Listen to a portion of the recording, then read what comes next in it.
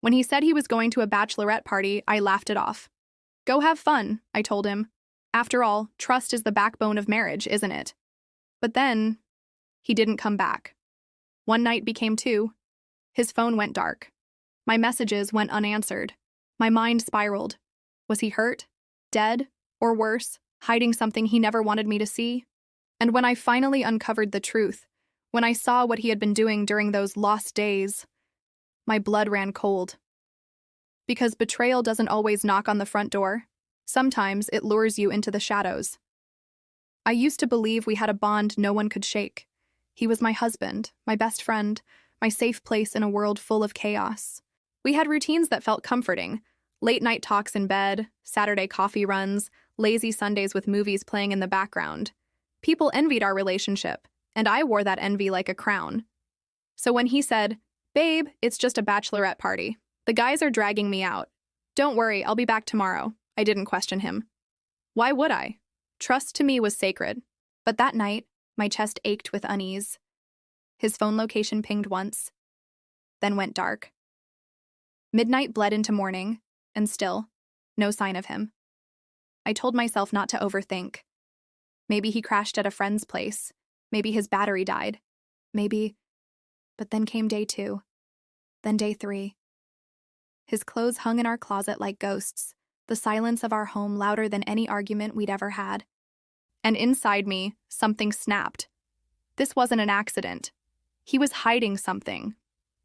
I remembered the way he looked at his phone weeks before, always angling the screen away, always quick to put it down when I entered the room. The excuses about late meetings, the smell of cologne that wasn't his. The signs had been there, and I had been blind. And so I made a choice. I wouldn't sit here, playing the loyal wife waiting at the window like some tragic novel character. No, I was going to find him. And when I did, he wouldn't recognize the woman standing in front of him anymore. The first place I checked was his best friend's house. A quick knock, a nervous smile, and the friend said, "Oh, he hasn't been here. Thought he went back to you." His words were casual, but his eyes darted sideways like he knew more than he was letting on. That's when I realized his friends were covering for him. I didn't confront them. Not yet. Instead, I drove home and pulled up our shared bank account. My fingers trembled as I scrolled through the transactions. And there it was. Charges from an expensive hotel, spa services, dinners for 2. The dates lined up perfectly with the days he'd been missing. My stomach knotted. He wasn't lost. He wasn't hurt. He was indulging in a secret life I hadn't been invited into.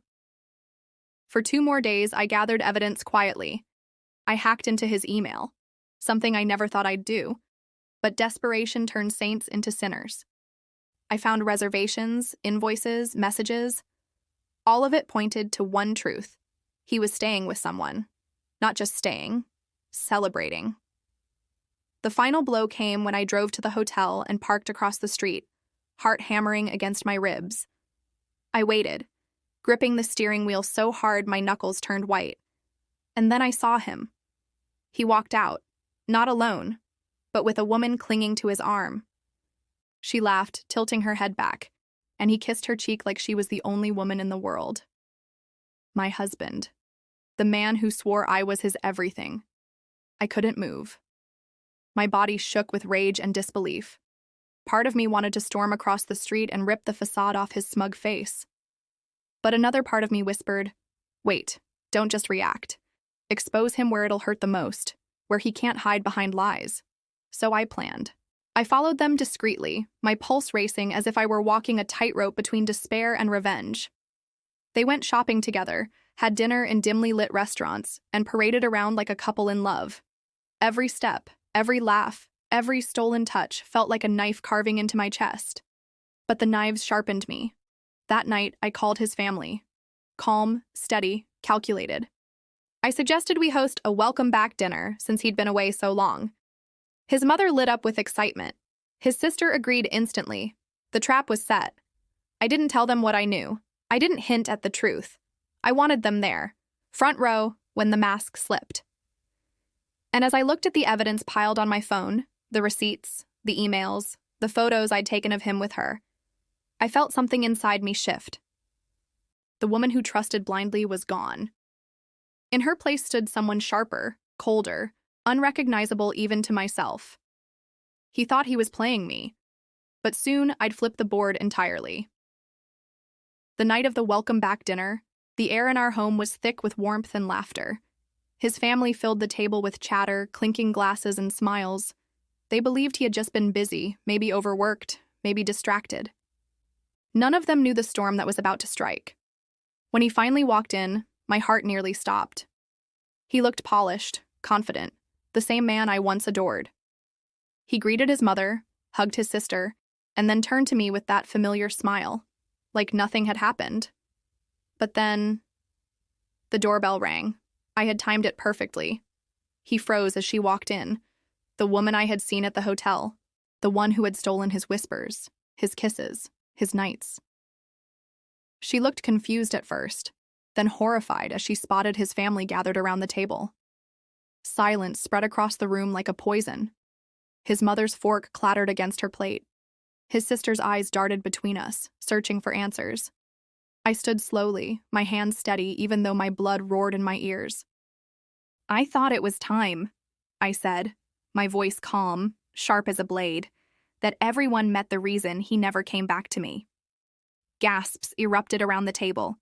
His face drained of color, and for the first time he couldn't find words to charm his way out. I pulled out my phone, projecting photos on the TV, receipts, hotel bookings, pictures of them together. Every lie he'd told unraveled in seconds. His family looked at him like he was a stranger. The woman stammered, backing toward the door, realizing she had walked into a trap she hadn't seen coming. He tried to reach for me to whisper, "Please, we can fix this." But I stepped back. "No," I said, eyes locked on his. "You already chose who you wanted to be, and tonight everyone gets to see him clearly." The room was a battlefield of shame, betrayal, and truth. And for once, I wasn't the one bleeding. That night ended not with shouting, but with silence. The kind of silence that follows a storm when the wreckage lies scattered and undeniable. His family left one by one, their faces pale, their trust in him shattered. The woman vanished, avoiding my eyes as if she'd seen a ghost. And he? He stood in the ruins of his own lies, begging, pleading, promising change.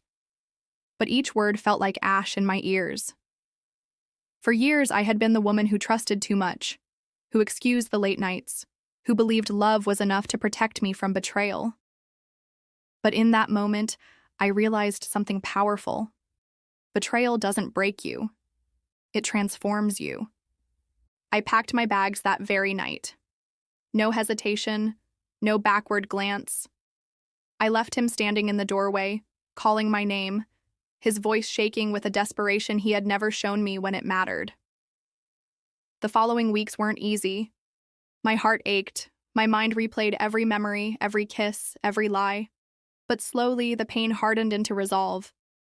I focused on myself, rebuilt my life piece by piece. And the more I grew, the smaller his shadow became. Word spread quickly. Friends, family, neighbors, they all knew the truth. His reputation crumbled. He had wanted to live two lives, but now he had none. Karma didn't need my help, it devoured him on its own. As for me, I learned the hardest yet most freeing lesson. Trust is a gift. And once it's broken, it should never be handed back to the same hands. Sometimes I wonder if he thinks of me when he lies awake at night, staring at the ceiling. Does he regret it?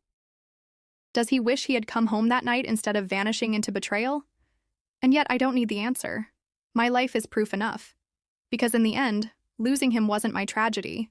It was my liberation.